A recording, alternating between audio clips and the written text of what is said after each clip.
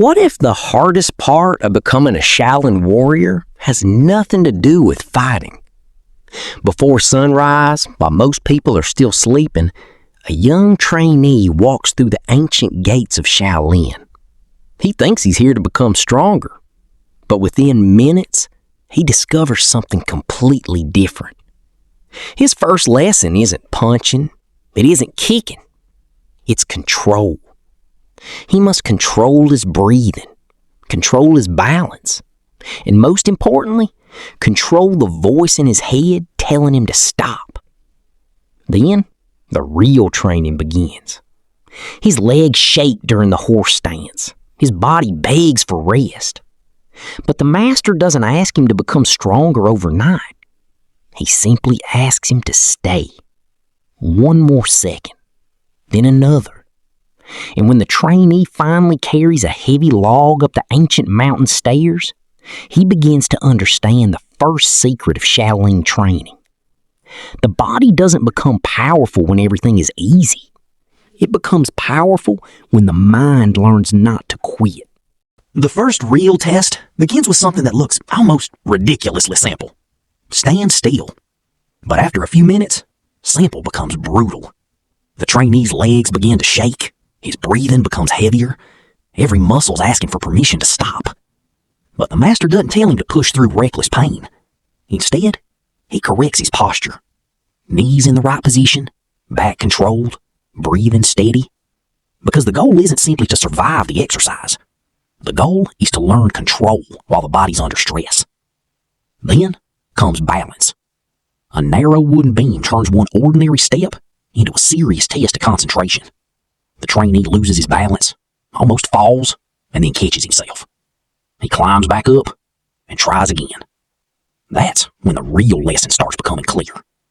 Shaolin training isn't built around one magical exercise. It's built around repetition. The same movement, again and again, until the body doesn't need to think about every detail. Then, the training moves outside. A heavy load, A steep mountain trail, and one exhausted trainee trying to keep moving. By the end, he hasn't become a master, but he has learned something more important. The first person you have to defeat in serious training is the part of yourself that wants to quit. By now, the trainee has learned how to stand, balance, and keep moving when his body is tired. But Shaolin training doesn't stop when the muscles start adapting. Now comes coordination. A wooden dummy forces him to control distance, timing, and precision. One careless movement can throw the entire sequence off. So he repeats it again and again. Then the training changes completely. His feet begin moving faster. His body has to change direction without losing balance.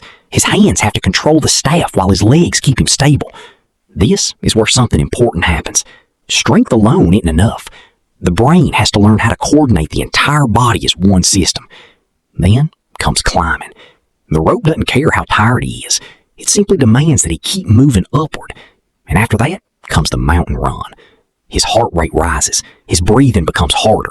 His legs become heavy. But instead of immediately stopping, he learns to recover his breathing and regain control. That's an important lesson for modern training too. Endurance isn't just about how hard you can push. It's also about how quickly you can regain control when the pressure rises. And the master watching from the doorway knows something the trainee doesn't yet understand. The hardest part of his training hadn't started yet. The training is getting harder, but notice what is changing. The exercises aren't simply becoming heavier, they're becoming more precise. The trainee has to control his body while it's under tension.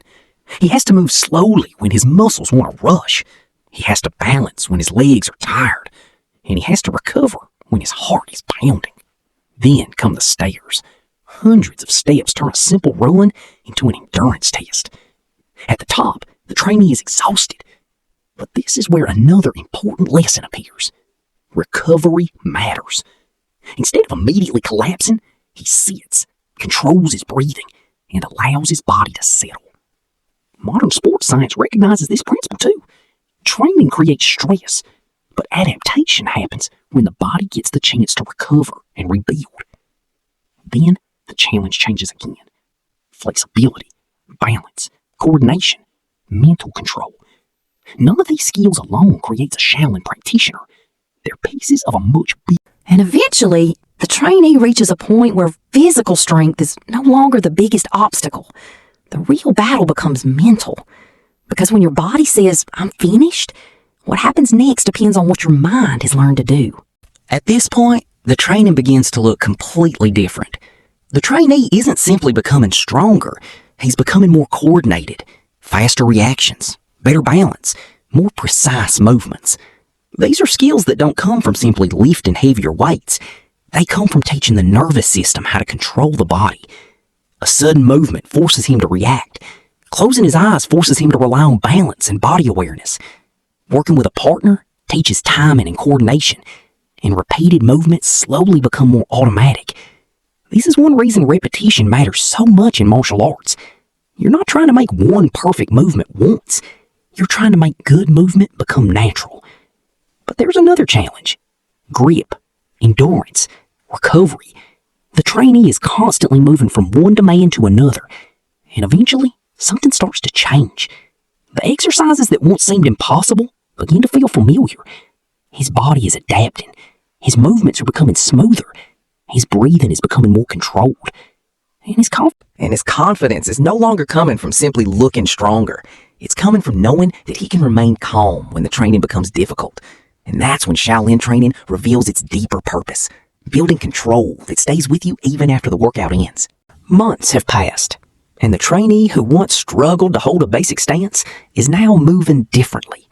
His movements are faster, his balance is better, and most importantly, he doesn't waste energy on movements that don't need it. This is one of the hidden benefits of long-term skill training. You don't simply become stronger, you become more efficient. The same movement that once required intense concentration can eventually become almost automatic. But Shaolin training doesn't stop there. The trainee is given heavier challenges. He carries weight through the mountains. He climbs enormous staircases. He trains his body to keep working while fatigue builds. Yet notice something important. He isn't being taught to ignore every signal from his body. He's being taught to understand, control. When the effort rises, his breathing becomes deliberate. When his muscles become tired, his technique remains controlled. And when the session ends, recovery becomes part of the process. That's what separates disciplined training from simply destroying yourself in a workout. The goal isn't to suffer as much as possible. The goal is to create an adaptation that makes you better. But now, the master is preparing him for the final stage. And this time, the challenge won't be another simple exercise. It will test everything he has learned so far. And now, the final stage begins. The trainee enters a training ground unlike anything he has experienced before. There are no shortcuts here. Every obstacle demands something different: balance, coordination, strength, endurance, and the ability to stay calm when fatigue starts taking control. At first, the narrow platforms feel unstable. Every step requires concentration. One mistake forces him to start again. But months of practice have changed something. He doesn't panic anymore. He adjusts. He breathes. And he continues. Then comes the final mountain run. The trail is steep. His legs are tired. His breathing is heavy. But his movements remain controlled. This is the difference between simply being exhausted and learning how to perform under fatigue. Eventually, he reaches the final staircase. Step after step, he climbs. Not because anyone is forcing him, because he has learned to keep moving toward a goal, even when progress feels painfully slow. At the top, he looks back at the path he has traveled, and that's when the real lesson becomes clear. Shaolin training was never just about creating powerful punches or impressive physical skills. It was about developing patience, discipline, awareness, and control. The body became stronger because the mind learned how to train it consistently. And the mind became stronger because the trainee repeatedly chose discipline over comfort. That's the part modern fitness often forgets. You don't need to copy every extreme exercise performed by a Shaolin practitioner. You don't need to train for hours every day. The lesson is much simpler. Choose a skill, practice it consistently, progress gradually, recover properly, and learn to stay disciplined when motivation disappears. Because the ultimate goal isn't to become stronger than everyone else. It's to become stronger than the person you were yesterday. And perhaps that's the greatest lesson the Shaolin tradition can still teach us today. The strongest warrior isn't the person who defeats everyone else. It's the person who learns to control himself.